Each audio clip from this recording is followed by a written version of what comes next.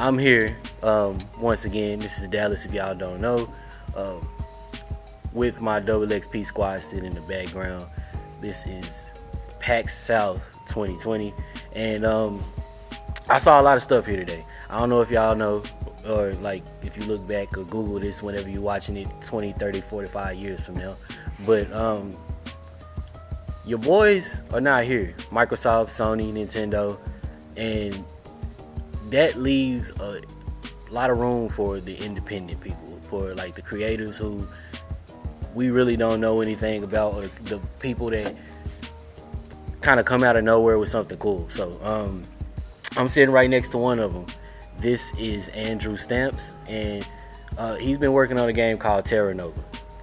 And I'm just gonna be straight up. I saw a black man at PAX, doing his thing, and I just thought that was cool. And it's something that I look for and don't get to see a lot of. And though I didn't want to do this interview style, I really think it would be dope for you to just tell me about yourself, why you program, how you got started. Sure. So I've been programming since I was like 12 years old. When I was a kid, I remember Street Fighter 2 came out in arcades. I had Nintendo and all that when I was coming up, but my dad took me to the arcade, and Street Fighter 2 had just come out. Usually I go and I play Ninja Turtles or Final Fight or whatever. But, Street Fighter 2 is a hot game, and it just fascinated me how the computer could fight back. How it could block. Now I understand it's just algorithms and all, but that sparked my interest in computing and gaming. So from that point on, if I had a chance to sit in front of a computer, I taught myself how to program. So started on an old Apple II in the 7th grade. It was a machine that was ridiculously underpowered for the time. We're talking the early 90s here. My uncle had this old C64 in his spare room, and I used to play around with it. So that's how I got started. And in college, I refined my skill. I went to school for computer science, and I'm still in school. I'm a PhD student now. And that's pretty much how I got started. I love video games, I love art, I love music. I play cello, I paint, and those three skills really come together well when it comes to game design. Right? You get coding, you get art, you get music. Yeah. And I always say that one of the reasons I like gaming is because I like art, and gaming is the ultimate medium. It takes every incarnation, every art form. Right. And it kind of mixes them all together into one thing. You need them all to make the games that are coming out now. And this is not one of those like I voted for Obama because he's black type situations. It wasn't just that I saw a black dude, but I saw the poster first, and I was like, oh, that's interesting. Then I saw the art. I know you had your the other posters out, other than like the original Terra Nova title poster. Sure. And it looked familiar to me. It was something that it looked like the type of stuff we grew up playing. Right. Like Super Nintendo. Yeah. So I was like, okay, this is real Final Fantasy. I'm a big JRPG fan. I wanted to see what that was about. And then once you finally got your life together, you built the screen up. I was like, man. So I came in and actually got to see the game in action, and it was very familiar. But it also lets you kind of jump back and forth through time. I'm not saying this is a mechanic, like whoever's watching. I'm not saying this is a mechanic in the game that they actually time travel. But what I mean is, you push a button and it goes from 8-bit to 16-bit. The screen style changes. The game is the same. It's not loading something different. How'd you pull that off? It's a clever use of shaders and how I designed the art assets. So technically the game is in 16-bit, and I carefully designed the assets so that when you hit that button, the certain levels of the colors, each color has an index when you're dealing with 16-bit graphics. And it'll read from certain indices out of that index to pull for the reduced color palettes for the 8-bit ones. So it was actually one of the first features I wanted for the game, because I know I want to do something retro, because I came up in the 8-bit era, 16-bit era, and you don't know what the audience will like. Some people might want to play something more like Final Fantasy 1, or an 8-bit RPG of that era, and some people might want to play something later on if you're into retro stuff. Originally I wanted to do a 32-bit layer over that too, the polygons and all. That would have been cool. It would have been cool, but the game probably wouldn't have released had I done that. So for the people that might be as dumb as I am, the layman out here, what he's saying is Super Nintendo graphics, but under there's regular Nintendo graphics, and he made it to where he can flip back and forth on the fly. Also, another thing that was really interesting to me, that caught me, the reason that I play JRPGs, the whole reason I'm an RPG fan to begin with, is because I like stories. I'm like a narrative-driven person when it comes to entertainment, and you had something interesting. At first, I didn't get it. I kind of just started, going through the story of what was there. Okay, here's this castle. Let me go see who's here. Ended up fighting some people. Found a fight. You said that nobody else had found. Yeah, you're the first person to find that one. Yeah. And go talk to the king. Hey, this such and such is going on in the mines. This is the location. Go check that out for me. I'll go check it out. It's just, it seemed interesting. And as I talk to you more about the actual world, which I don't want to, it could be a spoiler. And this is one of those things where it sucks not being able to say it like that, because it's one of those moments in gaming that you get with any other game. I'm trying not to spoil any game that's been out this year, but I need something to compare this to. It's one of those things where you get to that point in the game and you realize what's really going on, and it's like, what the fuck? It's like finding out who Aloy's mother was in Horizon. You know what I mean? It's like finding out where she came from and what she is. Or it's the plot twist moment, and it opens up. It's very different from what I expected it to be at first glance. So who's writing this, and how y'all going about that? So actually, the skeleton of the story, I came up with that concept myself. I'm actually looking for a writer to flesh it out. I'm a scientist by heart and an artist, but I'm not a great writer. So my idea for the story, that's implemented so far. People can see that in a trailer if they go to, the website and check it out. But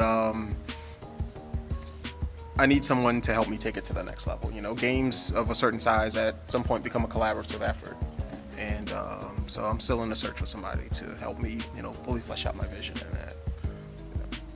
It's dope that you recognize that, though. Like, some of our favorite game designers,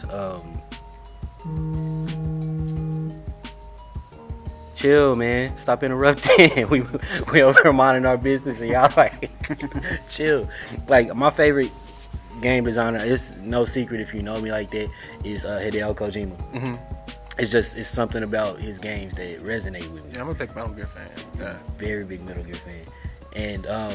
And I'm not even a fan of that genre, but Metal Gear is something about that gave me the stomach for Splinter Cell and stuff like it. But being honest, he ain't the greatest writer in the world either.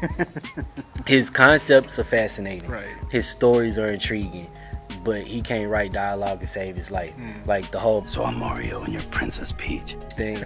And so for somebody as creative as you, or somebody as creative as y'all, to sit and know your own limitations and patch those holes yourself, not put a band-aid where you need stitches, and actually find somebody that specializes in something that you need. I think that's something that people should be doing. I think that's dope.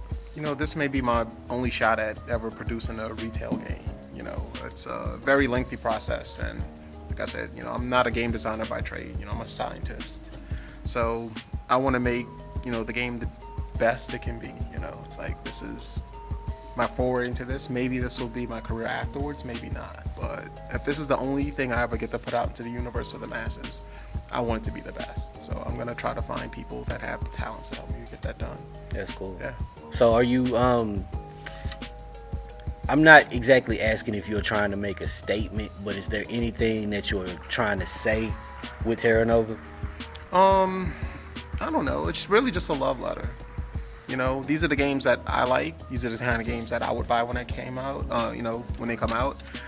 It's just it's a great genre. RPGs, the stories that you say that really gets me in. I like the party customization options and all that stuff. It's what I love. And they say you should create what you know and what you love. So that's what I did here. Statement wise, I don't know. It's just as a minority. I play a lot of JRPGs, and they all come from Japan, Japanese RPG, of course. And, no fault of their own, but they have their own society, and, they make games that tailor to their market and all that. And, I'm not Japanese, I'm an American. So I wanted to make a RPG that would, be in the style of the JRPG, but, have some things that will appeal to Americans, So, the cast is, multicultural, and the game lets you edit, the characters, so you can make them look the way you want. That's cool. And it's something about pixel art that resonates too. And you have different types. Like, of course, there's the 8-bit, and then the 16-bit, but then there's the actual poster, like the actual Terra Nova cover. What is to you the best case scenario for this game? Best case scenario, it releases on all the available platforms, and people that love retro games, they pick it up, they buy it, they like it, and they ask for a sequel. That's the best. That means, people like the vision that I have, and, maybe I can do this as a career, That's something that I think I'd like to try doing. Very cool. What is it that you hope that people actually get from this game? So, really, for people who grew up, in the 80s and 90s playing these RPGs, if you like that type of game style, it'll be something that, that'll bring you back to that time. A lot of RPGs that are released, JRPGs in particular, that are released today, rightly so, they make use of current technology, and some of the retro ones that come out still do. I love the Octopath Traveler. That was a current, release of about 2 years ago. Yeah, it came out. It was great, and it was in the style of an old school RPG with some 3D elements. This is pure 2D. It's for people who love pixels, who love retro, who even love the retro sound.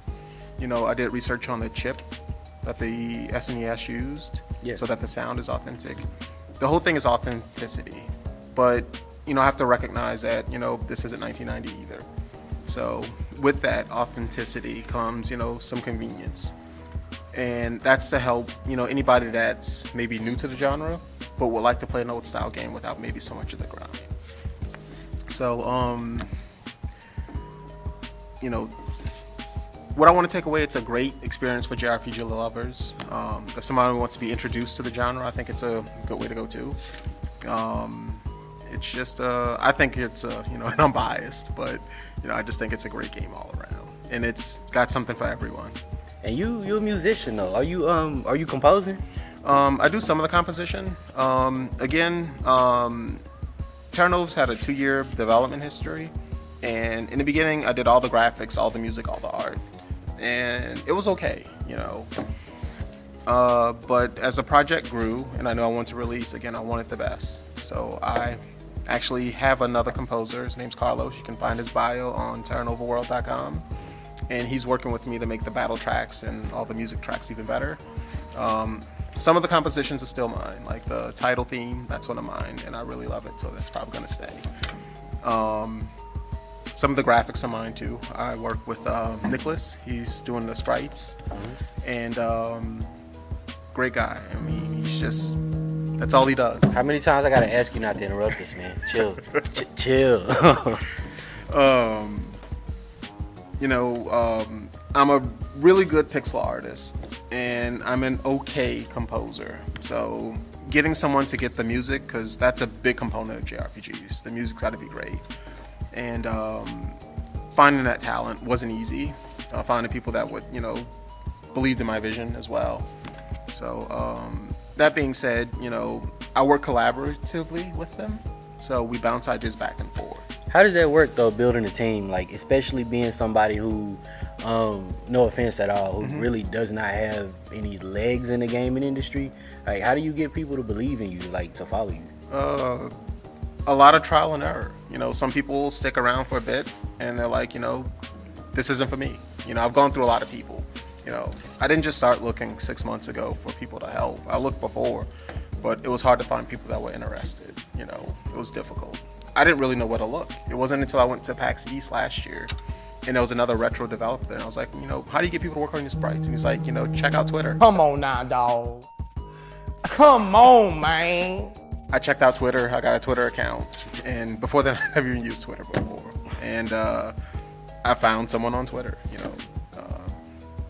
It was a valuable resource. So just trial and error. I'm just, you know, taking it day by day. You know, I've made mistakes. I probably will continue. But it's been fun. It's been a learning experience for me too. Yep, life's like a box of chocolates. Like, that's how it works, I guess. And you know, I can't, you know, say I've been lucky as well. You know, sometimes, you know, who knows what algorithm Twitter had to give me that person's artwork or something. You know, I had no control over that. So, you know, that's probably a component of luck as well. Oh, they say the internet's listening though. So, you know, yeah, maybe. You know, I mean, the way I see it, if I can sit here and talk to y'all about like some ice cream or something, then get an ice cream ad on Facebook. If I need somebody to help me with my game, I better get like some suggested followers. Man, but like I really appreciate you taking the time to talk to us. Like, you didn't have to leave your booth and you did, and I think that's dope. Do you anything you want to say? Any shout outs or you want to give? Or I definitely want to give shout outs to Nicholas and Carlos, you know, the two guys that are helping me with the graphics and the music. You know, you guys are doing great work. People really love the soundtrack. They love the graphics. This wouldn't have been possible at this level without you guys, so thank you so much. I want to give a shout out to all my friends and family, you know, back home. My major professor back at Mississippi State. My wonderful fiance who helped me put this trip together. And to Dallas here, of course, you know, for asking me to do this interview. It was a very, very, you know, kind gesture. I'm honored that, you know, he thought, you know, hey, I saw something I like and I want other people to see this too. You know, I really appreciate that. Yeah.